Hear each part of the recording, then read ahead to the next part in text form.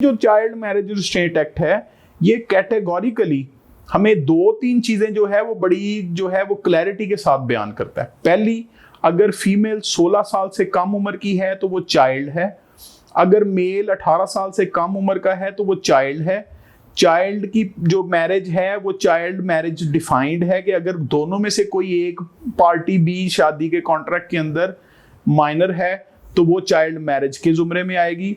और child marriage prohibited कैसे है, सेक्शन 4, 5 और 6 इसकी पनिशमेंट्स बता रहा है। जो चाइल्ड के साथ मैरिज करेगा वो भी पनिशेबल ऑफेंस कमिट कर रहा है। जो सोलोमनाइजेशन करवा रहा है वो भी पनिशेबल ऑफेंस कमिट कर रहा है।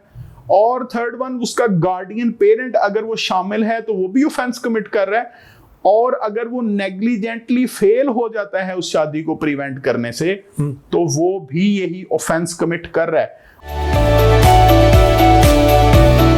अस्सलाम वालेकुम नाजरीन, कानूनदान की पॉडकास्ट सीरीज़ के साथ मैं हूं सलमान अहमद मान। नाजरीन, आज हम एक बहुत इंटरेस्टिंग टॉपिक डिस्कस करने जा रहे हैं इस पॉडकास्ट में। और टॉपिक जो है वो हमारा है उम्र के हवाले से, बच्चों की उम्र, किस उम्र में बच्चे शादी कर सकते हैं, कौन सी उम्र कानून तयन करता है, किस अदालत का क्या रवैया है। और जैसे कि हमने लास्ट ईयर में देखा कि एक बड़ा मेजर शिफ्ट जो है वो हमें नज़र आया जब इस्लामाबाद हाई कोर्ट के जस्टिस बाबर सत्तार साहब ने एक बड़ी लैंडमार्क जजमेंट दी। उस जजमेंट में और लाहौर हाई कोर्ट और दीगर जो कोर्ट्स हैं उनमें जो जजमेंट्स आ रही हैं उनमें क्या फ़र्क है। ये मुद्दा इसलिए भी ज़्यादा अहम है कि हम रोज़ाना जब हाई कोर्ट्स में पेश होते हैं तो एक बहुत बड़ी तादाद में जो केसेस हम देखते हैं वहाँ पे वो इसी से मुतल्लिक होते हैं। हेबियस कॉर्पस की बहुत सारी जो पिटीशंस वहाँ पे लगी होती हैं वो शादी से मुतल्लिक होती हैं। लड़की ने शादी कर ली, लड़की जो है उनकी उम्र कम थी या उम्र क्या थी, उम्र कैसे तयन किया जाएगा, वो किस उम्र में शादी करने के अहल थे, कब उनकी शादी जो है वो कानूनी तौर पे जायज़ है। तो ये तमाम सवाल हैं जो आज के इस पॉडकास्ट में हम डिस्कस करेंगे। And we are very fortunate कि आज इस पॉडकास्ट में हमारा साथ देने के लिए अदनान सफदर साहब ने हमें टाइम दिया है। अदनान सफदर साहब एडवोकेट हाई कोर्ट हैं और कोई 6 साल से ज़ायद अरसे के लिए इन्होंने सिविल जज के तौर पर भी सर्व किया है। तो no better than having a जज जो हमें इस पर गाइड कर सकें और ये एक इंटरेस्टिंग डिस्कशन होगी। अस्सलाम वालेकुम, वेलकम सर। वालेकुम सलाम, thank you very much. Adnan साहब, पिछले साल में ये बड़ा टॉपिक जो है वो हाईलाइटेड रहा जब दुआ जहरा का केस मंजर आम पे आया और सारी डिस्कशन इसी चीज़ के इर्द गिर्द होती रही कि क्या वो बच्ची जो है वो शादी करने की अहल थी, नहीं थी, क्या वो निकाह जो है वो कानून के मुताबिक एक्चुअली निकाह था, नहीं था, क्या वो चाइल्ड है, चाइल्ड के ज़ुमरे में आती है, माइनर के ज़ुमरे में आती है, क्या मामला क्या है। तो उसके बाद फिर डिस्कशंस चलती गई, बहुत सारी डिस्कशंस जो है ज्यूरिस्प्रूडेंस भी इवॉल्व होती रही। क्या आप कहेंगे इवॉल्व होती रही या रुकी रही? बेसिकली तो ये काफी देर से ज्यूरिस्प्रूडेंस इस पॉइंट पे प्यूबर्टी के पॉइंट पर ही रुकी हुई है। और बहुत से ऐसे क्वेश्चंस ऑफ लॉ हैं जिनको हम लॉ में तलाश नहीं कर रहे बल्कि उनको हम क्वेश्चन ऑफ फैक्ट बना के तो फैक्ट्स में तलाश कर रहे हैं कि बच्चे की उम्र जो है वो 13 साल है, 14 साल है। हम इसको डिटरमिन करने की कोशिश नहीं कर रहे। हम कोशिश कर रहे हैं कि प्यूबर्टी के हवाले से देखा जाए कि फिजिकल अपीयरेंस में ये जो बच्ची है ये ऐसे लग रही है जैसे शी हैज अटेन्ड प्यूबर्टी, तो इसलिए हम जो है इसको, इसकी शादी को जो है वो जायज़ करार दे देते हैं। ये चीज़ें जो है ये क्वेश्चन ऑफ लॉ इसको रिप्लाई करता है। तो इसलिए हमें इसको देखने के लिए अगर हमने ज्यूरिस्प्रूडेंस को इवॉल्व करना है और इसमें प्रोसीड करना है, ज्यूरिस्प्रूडेंस को डेवलप करने के लिए, तो हमें इसको as a question of law लेना चाहिएगा। आप अभी इंट्रो में बता रहे थे कि इस्लामाबाद हाई कोर्ट में बाबर सत्तार साहब वाली एक जजमेंट आई और उसमें आई थिंक PLD 228 है वो इस्लामाबाद हाई कोर्ट की। उसमें उन्होंने यही एक जायगेंटिक शिफ्ट ली है कि उन्होंने ज्यूरिस्प्रूडेंस को as from the point of view of law देखने की कोशिश की है। ठीक है, कि कौन सी जो एज है, जो कट ऑफ डेट है कि जिस पे हम बच्चे को चाइल्ड कहेंगे और उसकी मैरिज नहीं होने देंगे या उसको शादी का राइट या उस पर शादी इंपोज नहीं करेंगे, और कौन सी एज है जो उसके बाद में आएगी जिस पे हम उसको राइट ऑफ मैरिज जो है वो उस तक एक्सटेंड करते हैं या उसकी मैरिज को सोलोमनाइज होने देंगे। ठीक, तो आज यही जो सारे नुक्ते हैं वन बाय वन डिस्कस करते हैं। Sure. तो शुरू करते हैं जी कि चाइल्ड जो है, जो कानून एक लफ्ज यूज करता है चाइल्ड, तो ये चाइल्ड का मतलब क्या है और कब तक एक जो फर्द है उसको चाइल्ड टर्म किया जाता है? चाइल्ड देखिए, जो हमारा चाइल्ड मैरिज रिस्ट्रेंट एक्ट है 1929 का जी, उसकी सेक्शन 2A में चाइल्ड की डेफिनेशन बड़ी कैटेगोरिकल क्लियर है। 2 कैटेगरीज में हमने वहां पे चाइल्ड को जो है वो डिवाइड किया है जी। अगर वो फीमेल चाइल्ड है तो अगर उसकी उम्र 16 साल से कम है तो वो चाइल्ड की कैटेगरी में रहेगी। अगर वो मेल चाइल्ड है तो वो 18 साल तक जो है वो चाइल्ड की कैटेगरी में रहेगा। ये 2 एजेस जो हैं ये सेक्शन 2A ने डिफाइन कर दी हैं और चाइल्ड मैरिज रिस्ट्रेंट एक्ट के पहले ही सेक्शन में ये चीजें डिफाइन कर दी गई। ठीक, तो फिर उसी में आगे फर्दर चाइल्ड मैरिज को भी बता दिया गया उसका जो सेक्शन 2B है वो चाइल्ड मैरिज को डिफाइन करता है और बड़ी सिंपल सी डेफिनेशन है। जैसे 2A में बड़ा सिंपल सी दो एजेस जो है वो मेंशन की गई हैं, उसी तरह से बड़ा सिंपलीफाई करके सेक्शन 2B में चाइल्ड मैरिज को डिफाइन किया गया जिसमें either of the party is a child. बिल्कुल, यानी मेल भी हो सकता है और फीमेल भी हो सकता है और ये दोनों ही प्रोहिबिटेड हैं। यानी मेल की 18 साल से कम की शादी आप करेंगे तो वो भी प्रोहिबिटेड बाय लॉ है और अगर फीमेल 16 साल से कम की आप शादी कर रहे हैं वो भी प्रोहिबिटेड बाय लॉ है।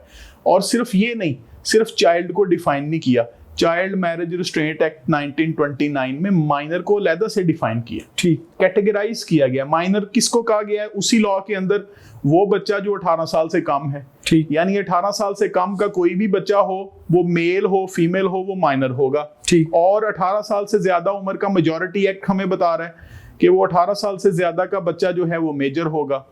और उसके अलावा चाइल्ड की डेफिनेशन अभी हमने डिस्कस कर ली। ठीक, अच्छा, ये जो चाइल्ड मैरिज रिस्ट्रेंट एक्ट है इसका मकसद तो ये हो गया कि जी पाबंदी लग जाए कि ये ना हो सके, सिर्फ क्या, या इसका मकसद सिर्फ ये है कि उन लोगों को सिर्फ सजा दी जाए? अब इन दोनों में फ़र्क मैं क्यों आपसे डिस्कस करना चाह रहा हूँ कि अमूमी तौर पे ख्याल या लोग जब डिस्कस करते हैं इसमें तो उसका आर्गूमेंट ये कहते हैं कि अगर मकसद ये होता कि ये शादी हो ना सके तो वहाँ पे कह देते हैं कि ये शादी हो ही नहीं सकती। जब उसमें सिर्फ ये कहा गया कि इसकी इतनी सज़ा है और मुख्तलिफ लोगों के हवाले से मुख्तलिफ सज़ाएँ कही गई, तो उसका तो ये मतलब हो गया कि सिर्फ उसकी सज़ा है, उसको ख़त्म नहीं किया जा रहा। देखें, ये थोड़ा सा हमारे जहनों पे डर बैठा हुआ है। जब ये 1929 में ये लॉ आया था तो पाकिस्तान नहीं बना हुआ था जी, तो ये जो है ये इंग्लिश लेजिस्लेशन इंट्रोड्यूस करवाई गई थी। यहाँ पर क्यों करवाई गई थी? क्योंकि यहाँ पर कस्टम था चाइल्ड मैरिज का। Child marriage was a custom और इसको गलत नहीं समझा जाता था। ये प्रैक्टिस सिर्फ और सिर्फ पाकिस्तान में नहीं थी, ये इंग्लैंड में भी रही है, ये फ्रेंच कॉलोनीज में भी रही है, फ्रांस के अंदर भी रही है, कॉमन लॉ में भी रही है, सिविल लॉ में भी रही है। अब इस प्रैक्टिस को खत्म करने के लिए एक लॉ इंट्रोड्यूस करवाया गया।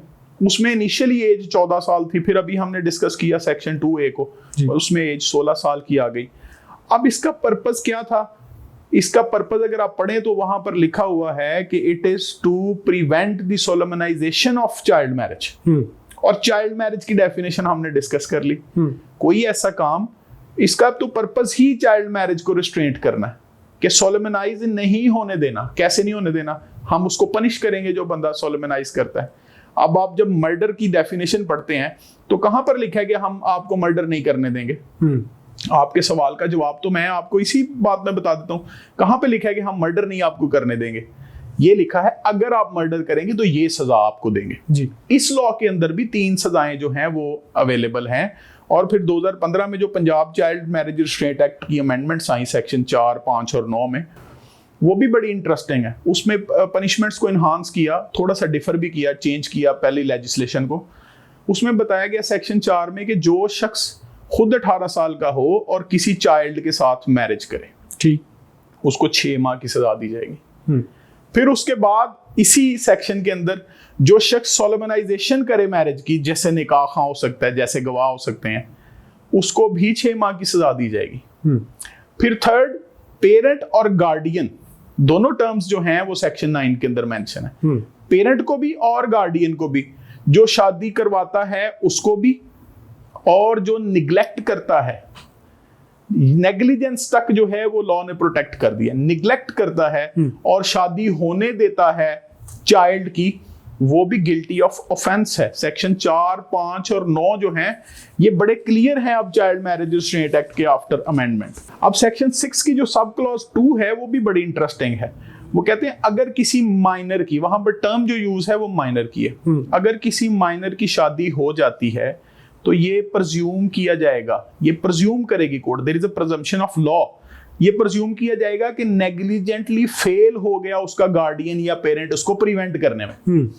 तो फिर that presumption will be operating against that parent और दैट गार्डियन। तो ये जो चाइल्ड मैरिज रिस्ट्रेंट एक्ट है ये कैटेगोरिकली हमें 2-3 चीजें जो है वो बड़ी जो है वो क्लैरिटी के साथ बयान करता है। पहली, अगर फीमेल 16 साल से कम उम्र की है तो वो चाइल्ड है, अगर मेल 18 साल से कम उम्र का है तो वो चाइल्ड है।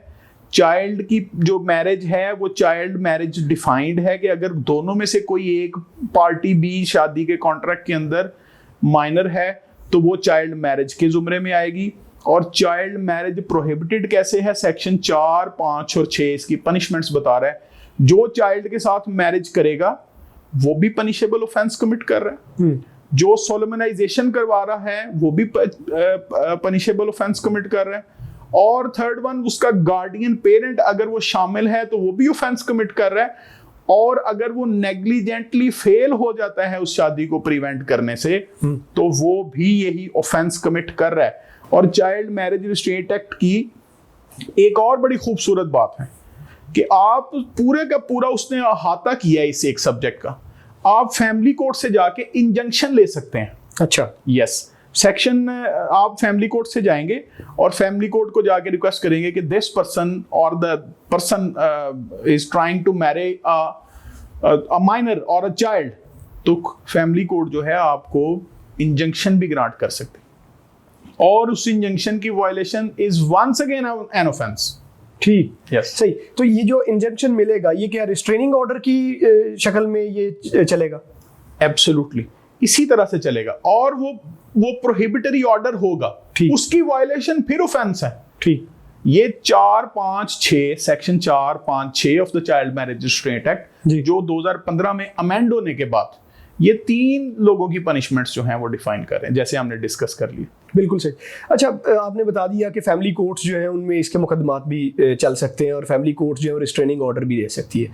ये जो जुर्म है इनका जो ट्रायल होगा वो भी फैमिली कोर्ट सुनेंगी और उस तरह से चलेगा। अब ये जो 1929 में ना ये इस लॉ के अंदर जो कॉग्निजेंस और ट्रायल कोर्ट ने करना है उसके लिए एक स्पेशल कैटेगरी रखी गई। ठीक, एक स्पेशल एम्बार्गो था कि मैं और आप जो हैं वो जाके इसको ट्रायल इनिशिएट नहीं करवा सकते। अब जो यूनियन काउंसिल होगी वो इसकी कॉग्निजेंस जो है लेने के लिए एप्लीकेशन देगी to the magistrate of the first class family court जो है उसके। ठीक, अब ये कॉग्निजेंस आपने किसी और पे नहीं छोड़ी लॉ में, इसके पीछे भी एक विजडम थी। ठीक, विजडम ये थी कि मोस्ट ऑफ द टाइम्स जो चाइल्ड मैरिज हो रही है वो करवा रहे होंगे उसके घर वाले, तो वो तो कभी कंप्लेंट नहीं करेंगे।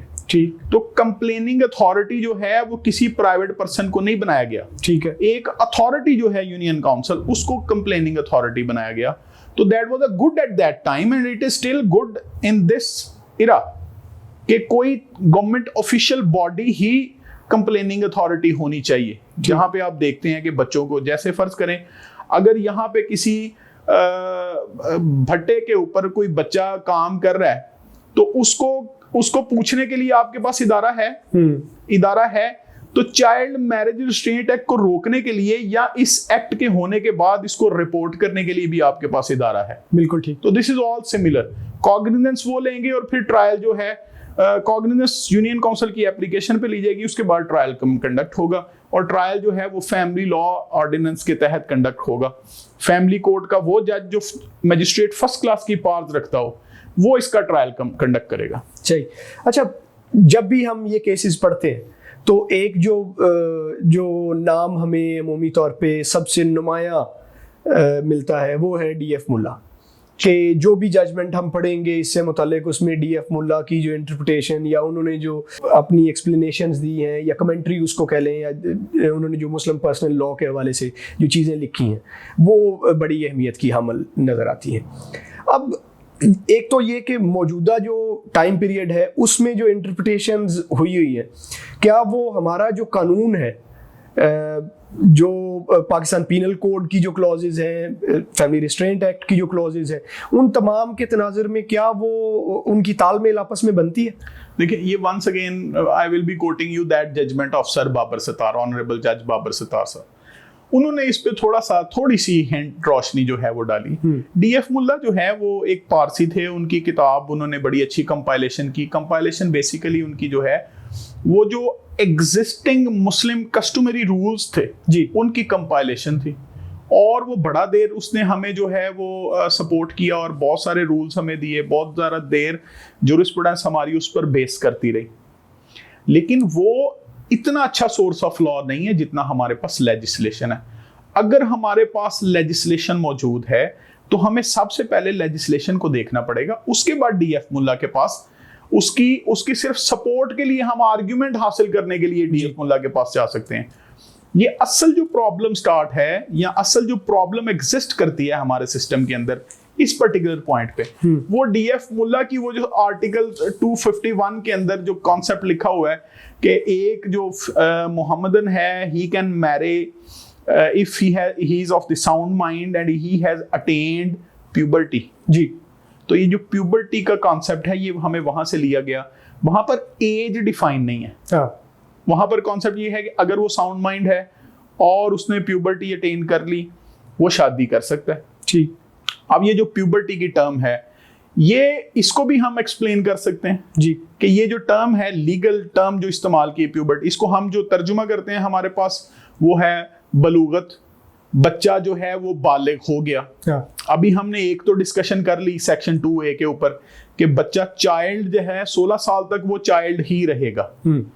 अब बालिग की जो डेफिनेशन है, वो डेफिनेशन तो मेरे पास तो उसकी कोई कट ऑफ डेट उसमें नहीं मिलती मुझे। ठीक, अब आप किसको कह सकते हैं बालिग? देखने में एक बच्चा है वो बड़ा हेल्दी लग रहा है तो और उसका कद भी अच्छा हो गया, तो क्या आप उसको बालिग कहेंगे या आप नहीं कहेंगे? ठीक, इसके लिए हमें लेजिस्लेशन करना पड़ेगी और लेजिस्लेशन एग्जिस्ट कर रही है। ये सेक्शन 16 जो है ये एग्जिस्ट कर रहा है।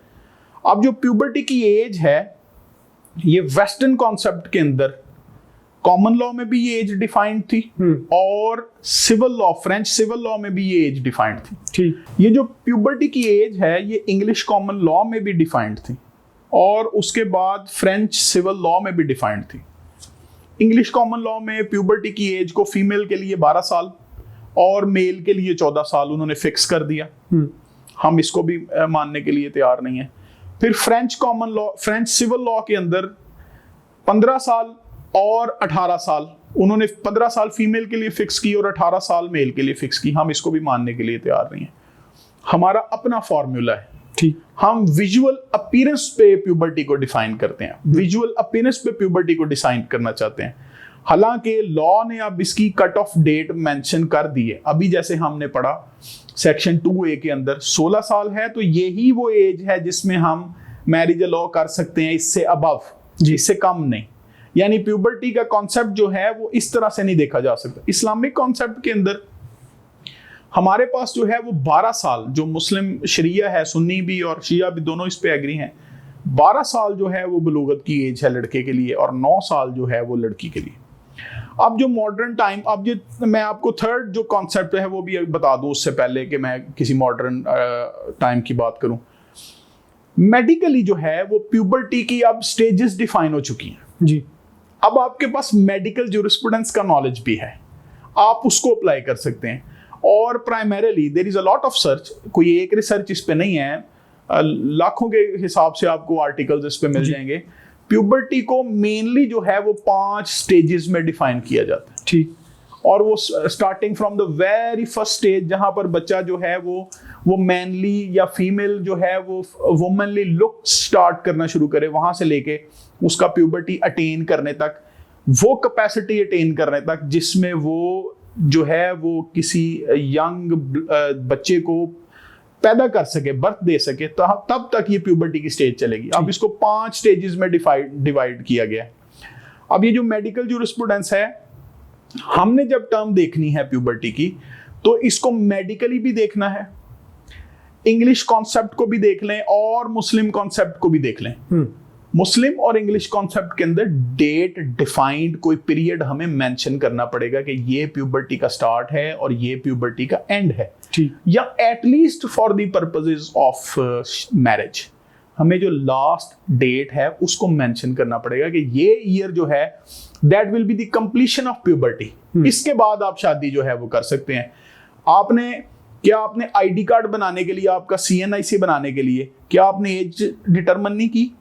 क्या 18 साल से पहले किसी बच्चे को इस वजह से आप आईडी कार्ड इशू कर देंगे कि वो देखने में जो है वो काफी हेल्दी लग रहा है और ऐसा लग रहा है कि ये बच्चा जो है वो बालिग हो चुका है, यानी प्यूबर्टी अटेन कर चुका है, तो क्या आप उसको आईडी कार्ड जारी करेंगे?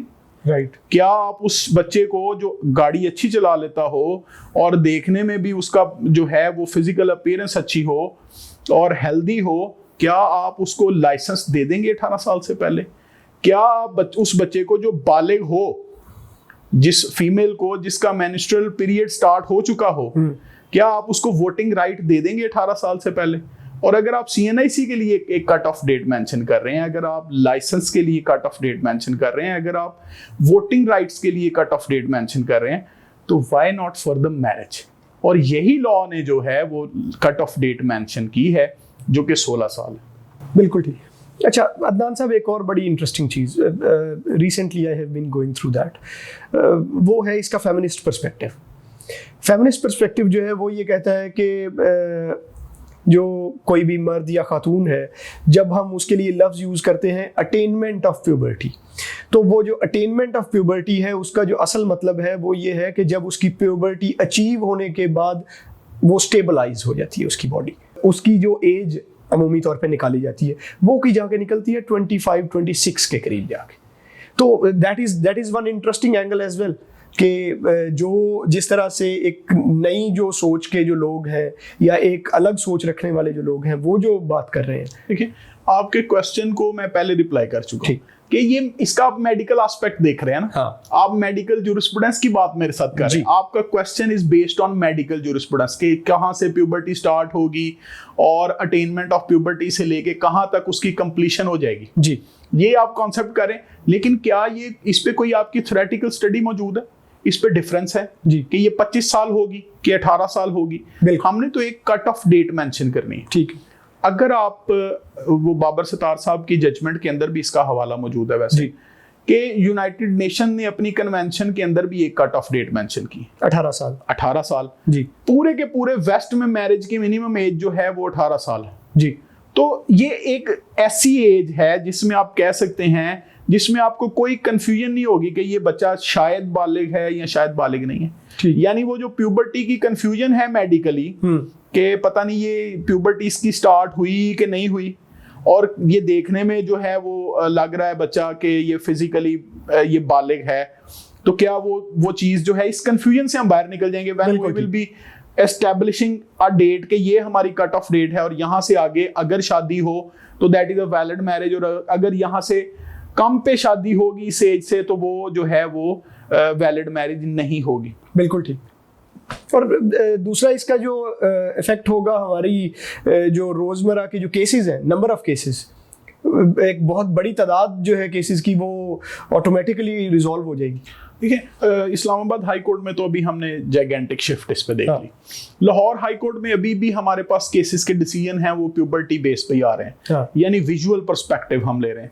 अगर फर्ज करें हम इसकी क्लैरिटी के साथ एक चीज डिफाइन कर देते हैं कि जजमेंट के अंदर के एक ये हमारा जो लॉ है ये सेटल है, इसमें 16 साल से कम उम्र अगर बच्चा है तो उसको चाइल्ड मैरिज में ही रखा जाएगा और चाइल्ड की मैरिज जो है वो वाइड होगी। बिल्कुल ठीक। तो ये बड़े सारे केसेस जो हैं वैसे ही ऑफेंसेस मुआशरे से खत्म हो जाएंगे।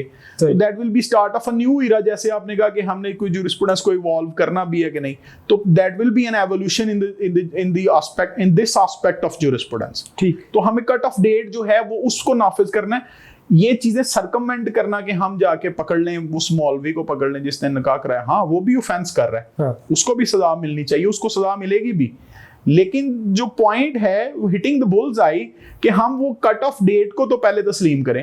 अब उसके लिए हमारे पास बहुत सारे डॉक्यूमेंट्स हैं। फॉर एग्जांपल, अगर मेरा किसी बच्चे की जो है आजकल अमूमन जो है वो उसकी सनतें अवेलेबल हैं, आपके पास बर्थ रजिस्ट्रेशन रिकॉर्ड अवेलेबल है, तो उसको बादियुल नजर में हमें एक्सेप्ट करना चाहिए। ठीक। Until and unless के some contrary is produced, अगर उस पे 16 साल से कम है तो we should not be regularizing that marriage. ठीक। We should be looking it as an invalid marriage. बिल्कुल ठीक। जैसे कि बाबर साहब ने अपनी जजमेंट में कहा कि that would be considered as void ab initio. होनी भी ऐसा ही चाहिए कि जब एक मैरिज जो है उसमें एक पार्टी लॉ वायलेट कर रही है। ठीक। अगर कोई 18 साल का बंदा जो है वो किसी 16 साल से कम उम्र लड़की के साथ शादी कर रहा है, ही is committing an offence under section 4 जी। और फिर उसका जो फादर है अगर वो शादी में शामिल है तो he is committing an offence under section 6 of the child marriage restraint act जी। और ये पर्पस जो एक्ट है ये इलीगैलिटी वो कमिट कर रहे हैं, तो इलीगैलिटी का उनको फायदा तो नहीं होना चाहिए ना, उनको तो उस ऑफेंस जो है उसकी सजा मिलनी चाहिए, ना कि हम उनके लिए जस्टिफिकेशंस क्रिएट करते फिरें। बिल्कुल ठीक, बिल्कुल ठीक। अच्छा, इस ये जो ऑफेंसेस वाला जो मामला है 377B और 375 के अंदर जो डेफिनेशंस वाला मामला है उसकी तरफ हम थोड़ा बाद में आते हैं। पहले जो टर्म हमें जजमेंट्स में एक और मिलती है वो है सुई जुरिस की। हम वैसे भी बात करने में आए तो पूछते हैं जी लड़की सुई जुरिस है, लड़का सुई जुरिस है। ये सुई जुरिस जो है इसका क्या मतलब होता है और कानून में इसकी कोई गुंजाइश या कोई जगह है? सुई जुरिस बेसिकली ये लैटिन टर्म है। इसके जो बड़े सिंपल से मीनिंग अगर मैं आपको बताऊं तो दैट इज इंडिपेंडेंट। ठीक। ऐसा शख्स जो किसी पर डिपेंडेंट ना हो, कैपेसिटी उसकी फुल हो, सिविल राइट्स उसके पास पूरे हो, किसी की गार्डियनशिप पे ना हो। ठीक। ऐसे शख्स को जो है वो सुई जुरिस कहते हैं। तो ये सुई जुरिस जो है ये बेसिकली लॉ ऑफ कॉन्ट्रैक्ट और गार्डियनशिप का प्रिंसिपल है। ठीक। ये मैरिज रिलेटेड प्रिंसिपल है ही नहीं। ऐसा पर्सन जिसकी कैपेसिटी जो अटेन कर ले, full capacity independent of any guardianship, उसको सुई जुरिस कहा जाता है। और इसके अगेंस्ट वो बंदा है जो अभी किसी गार्डियनशिप में है। सुई जुरिस जो है वो प्रैक्टिकली वो जो डायरेक्टली एप्लीकेबल नहीं है, वो एज ए रेफरेंस तो यूज की जा सकती है term, but not directly for the purposes of calling someone के ये सुई जुरिस है इसलिए ये शादी कर सकता है, because that is term used in the Latin law in different perspective. ठीक, बिल्कुल सही। अच्छा, अब जो हमारे पास पाकिस्तान का जो पीनल कोड है उसमें जो 375 जो हमारे पास रेप को जो डिफाइन करता है, फिर उसके साथ ही आगे जो इंटाइसमेंट के लिए 377B वगैरह जो 77A और B जो है, इन कवानीन को जब हम देखते हैं तो इसका जो इम्पैक्ट है हमारी जो मौजूदा रजीम लाहौर हाई कोर्ट का जो चल रहा है, इस्लामाबाद हाई कोर्ट का तो उन्होंने क्लियर कर दिया जी कि ये जुर्म है और 377B जो है वो भी अप्लाई करेगा और 375 जो है उसके तनाज़र में भी एक जुर्म है तो इसकी सज़ा बनेगी। तो रेप का जो तनाज़र है उसमें क्या मामला बनेगा कानून की जो स्ट्रिक्टली अगर हम मामला देखें? ये रेप का जो सेक्शन है 375, जब 1979 में हमारे पास हदूद ऑर्डिनेंसेस आए तो इसमें जो मौजूद सेक्शन था उसको रिपील कर दिया गया। ठीक। और हम चले गए हदूद ऑर्डिनेंस के अंदर। 375 की जो डेफिनेशन वुमेन प्रोटेक्शन एक्ट 2006 में आई, उसमें दोबारा से वो जो 79 वाला हदूद ऑर्डिनेंस था उसको रिपील करने के बाद दोबारा से 375 को रिवाइव किया गया। लेकिन इस दफा जो रिवाइवल था वो थोड़े डिफरेंस के साथ था। इसमें एक जो उसकी क्लॉज है, मैं सारी नहीं पढ़ रहा यहाँ पे, एक जो उसकी क्लॉज है वो कहती है कि अगर आप सेक्सुअल इंटरकोर्स कमिट करते हैं ऐसी बच्ची के साथ जिसकी उम्र 16 साल से कम है तो फिर कंसेंट मैटर नहीं करती, विद और विदाउट कंसेंट ऑफ हर आप अगर उसके साथ सेक्सुअल इंटरकोर्स कमिट करते हैं तो that will B offence of section 375, offence of rape. अब 1979 से जो पहले लेजिस्लेशन का ये सेक्शन था वहां पर एक एक्सेप्शन थी। वो एक्सेप्शन ये थी कि अगर हस्बैंड अपनी 13 साल से ज्यादा उम्र की वाइफ के साथ सेक्सुअल इंटरकोर्स कमिट करता है तो वो सेक्शन 375 में नहीं आएगा। ठीक। अब लेकिन जो 2006 की आप इंटेंट देखें, 2006 में ये वाला जो एक्सेप्शन है इसको डिलीट कर दिया गया। ठीक। यानी जब सेक्शन 375 को रिवाइव किया गया तो ये हूबहू वही बॉडी नहीं थी जो 375 हदूद ऑर्डिनेंस आने से थी। ठीक। ये थोड़ा सा डिफरेंस इसमें क्रिएट किया गया। अब इसमें एक्सेप्शन कोई नहीं है। अब ये क्लियरली हमें बता रहा है ऐसा सेक्सुअल इंटरकोर्स जो किसी फीमेल के साथ किया जाए और उस फीमेल की उम्र 16 साल से कम हो तो वो उसकी कंसेंट मैटर ही नहीं करती। ठीक। अब अगर उसकी कंसेंट मैटर नहीं करती और हमने चाइल्ड मैरिज रिस्ट्रेंट एक्ट को भी पढ़ लिया, वहां पर भी 16 साल की उम्र है, यहां पर भी 16 साल, तो इसका मतलब है 16 साल की बच्ची की शादी चाइल्ड मैरिज रिस्ट्रेंट एक्ट के अंडर नहीं हो सकती, that is a prohibited thing. और फिर उसके साथ सेक्सुअल इंटरकोर्स सेक्शन ये जो सेक्शन 375 है 16 साल की उम्र, वो भी नहीं हो सकता। यानी ये मैरिज अगर completion of marriage for the purposes of creation of new generation है तो ये वैलिड नहीं है। This is an offence in both these aspects. ये 16 साल से कम उम्र की बच्ची की शादी इसलिए भी नहीं हो सकती बिकॉज कि ये जो सेक्सुअल इंटरकोर्स है दैट इज समथिंग प्रोहिबिटेड, और ये लॉ इसको प्रोहिबिट कर रहा है, और सेक्शन 375 इस पे बहुत क्लियर है। और इसी के साथ एंटाइसिंग वाला तो जो है वो फिर से डेफिनेशन आपको वो माइनर पे ले जाएगा, और बल्कि 16 साल से ज्यादा करके उसको 18 साल की कैटेगरी पे ले जाएगा। लेकिन for the sake of understanding and for the sake of settling one single age for permissible age for marriage, हमें 16 साल को जो है वो मौजूदा लॉ के अंदर हमें 16 साल पे रहना पड़ेगा। और अगर कल को लेजिस्लेशन चेंज हो जाए, जैसे कि यूनाइटेड नेशन की हमने डिक्लेरेशन की बात की, तो ये 18 हो सकता है और होना भी चाहिए, या जैसे कि सिंध ने उसको अमेंड करके उसकी 18 कर दी। एग्जैक्टली। और इसी तरह से ये 18 साल की एज ही होनी चाहिए। बिल्कुल ठीक। और जैसे मैंने अभी आपको अब मिसाल दी कि हम आईडी कार्ड के लिए कर रहे हैं, हम लाइसेंसिंग के लिए कर रहे हैं, हम इसके लिए कर रहे हैं, वोटिंग के लिए कर रहे हैं, why not for the marriage? इन तीनों कामों से तो ये मैरिज जो है ये इंपॉर्टेंट जो है वो काम होगा। बिल्कुल सही। अच्छा, बाबर साहब की एक और जो जजमेंट है उसके तनाजुर में एक और अहम सवाल जो है ज़हन में आता है, वो ये है कि उन्होंने जजमेंट को जिस तरह से लिखा है, वो उन्होंने लिखा है कि कॉन्ट्रैक्ट को इस तरह से ट्रीट किया है जैसे कि वो स्ट्रिक्टली कॉन्ट्रैक्ट लॉ के प्रिंसिपल्स के मुताबिक उसको कर रहे हैं। तो क्या जो मैरिज का जो कॉन्ट्रैक्ट है, निकाह जो है, उसको जैसे कोई सिविल कॉन्ट्रैक्ट होता है उस तरह से मुकम्मल तौर पे ट्रीट किया जा सकता है? ये 1967 की सुप्रीम कोर्ट की जजमेंट है, जस्टिस एस.ए. रहमान की। वो खुद इसको कहते हैं कि this is in the nature of civil contract. Okay. यानी ये जो मैरिज का कॉन्ट्रैक्ट है, मैरिज बिटवीन टू पर्संस है, this is in the nature of civil contract.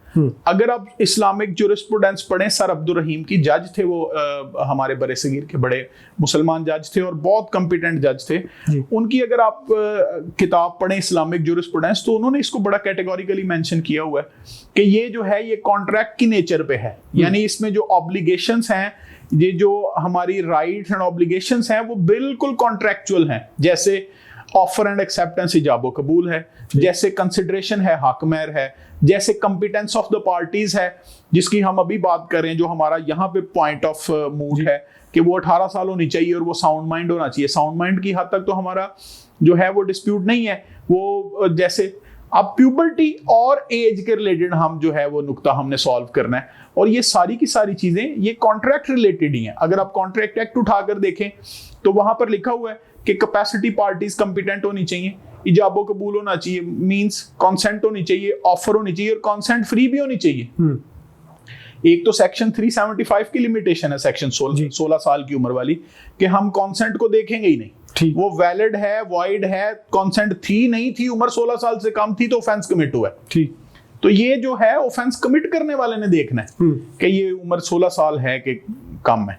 और इसके अलावा कॉन्ट्रैक्चुअल एक और भी चीज लॉ ऑफ कॉन्ट्रैक्ट में बड़ी इंपॉर्टेंट है, that is the purpose of contract. ठीक, अगर किसी कॉन्ट्रैक्ट का पर्पस अनलॉफुल है, इलीगल है, तो दैट कॉन्ट्रैक्ट इज वॉइड एब इनिशियो। और यही जो है वो डिक्टम ले डाउन किया है बाबर सत्तार साहब वाली 228 जजमेंट के अंदर कि ये इलीगल पर्पस है कि एक जुर्म करने की। अब देखें, अब इससे ज्यादा क्या क्लैरिफाई करें? Section 2A child marriage restraint act, section 2B, section 4, 5, 6 और उसके बाद 375, 377A, 377B, ये सारे बता रहे हैं कि अगर ये उम्र बच्चे की जो इन्वॉल्व है उस ऑफेंस के अंदर 16 साल से कम है, 377AB में 18 साल, तो फिर that will B an offence.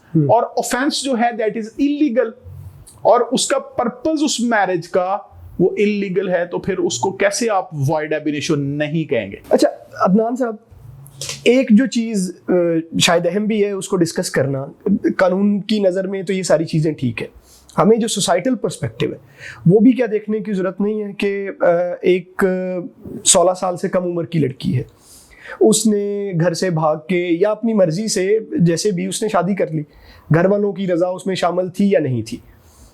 अब उसने शादी कर ली, उसके कॉन्सिक्वेंस में इंटरकोर्स भी हो गया।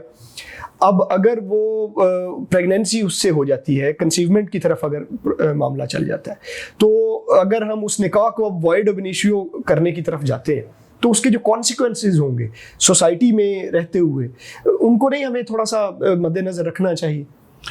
बिल्कुल आपकी बात ठीक है, लेकिन ये पूरी हमने डिस्कशन के अंदर निकाह का वर्ड हमने यूज नहीं किया, बिकॉज निकाह जो है वो निकाह वॉइड नहीं होगा। ठीक, मैरिटल कॉन्ट्रैक्ट जो है उसको सस्पेंड तो किया जा सकता है। देखिए ये तो लेजिस्लेशन का काम है ना कि सब्सटेंटिव राइट्स जो हैं वो किस तरह से क्रिएट करते हैं।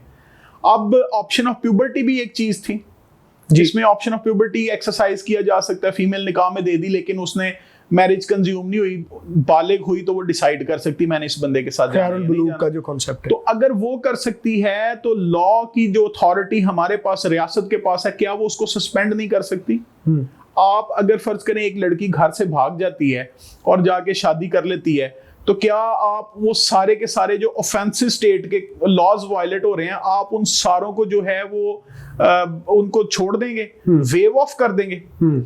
अब सोसाइटी जो है वो लॉज की बेस पे ही तो डेवलप करती है। अब हम अपने लॉ को तो वायलेट नहीं करेंगे ना। ठीक, अगर फर्ज करें लड़की भाग गई, उससे किसी बंदे ने 16 साल की कम उम्र लड़की से शादी कर ली या उसको इंटाइस करके भगा लिया, ठीक, तो फिर हमने लॉ ने तो अपना कोर्स कर लेना है। लॉ का जो है वो अपना रास्ता है, तो लॉ उसको पकड़े, उसको पनिश करे। अब जब मिनिमम आप एज डिफाइन कर देंगे, उसके बाद उसके मैरिज पे क्या इफेक्ट हो सकते हैं, ये पॉइंट अभी अंडर डिस्कशन होना चाहिए। ठीक, कि उसके इफेक्ट्स क्या होंगे। 16 साल से कम उम्र की बच्ची है, कंसीव कर रही है बच्चा, उस बच्चे का स्टेटस क्या होगा, ये चीजें डिटरमिन की जा सकती हैं। लेकिन इसका ये मतलब नहीं है कि आप जो है यहाँ पर जितनी भी हमने डिस्कशन की, यहाँ इस ऑफेंस में उस बच्ची के लिए भी हमने कोई पनिशमेंट डिटरमिन की? नो। कि उस बच्ची को क्या पनिश करेंगे जो बच्ची घर से भाग जाएगी और जाकर शादी करेगी, फिर बच्चा कंसीव कर लेगी, उसके लिए कोई पनिशमेंट नहीं है ना।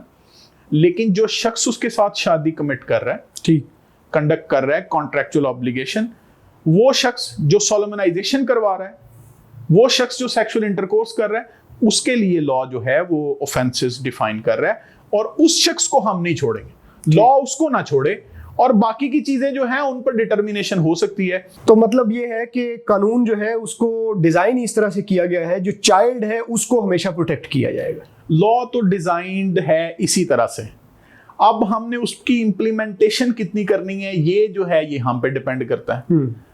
उस फीमेल को आप भूल जाएं जो घर से भाग गई, उस बंदे को कम से कम पकड़ें जो 16 साल से कम उम्र की बच्ची से शादी कर रहा है जी, उस बंदे को पकड़ें जो 16 साल से कम उम्र की बच्ची से शादी करवा रहा है, उस बंदे को पकड़ें जो उसको फैसिलिटेट कर रहा है, इनको ना छोड़ें और बाकी चीजें जो हैं वो तो ऑब्वियसली उसके कॉन्सिक्वेंसेस देखे जा सकते हैं। बिल्कुल, बहुत शुक्रिया अदनान साहब। ये बड़ा अहम टॉपिक है जिसकी एप्लीकेशन, जिसके इर्द गिर्द रोज़ाना जो है केसेस हम देखते हैं अपनी हाई कोर्ट्स में, अपनी सेशंस कोर्ट में।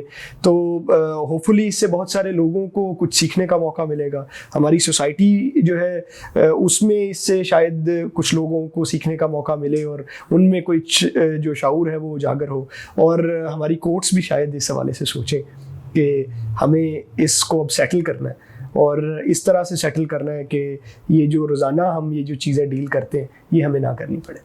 तो आपका बहुत शुक्रिया, आपने टाइम दिया और इस अहम मुद्दे के ऊपर हमें गाइड किया। Thank you very much.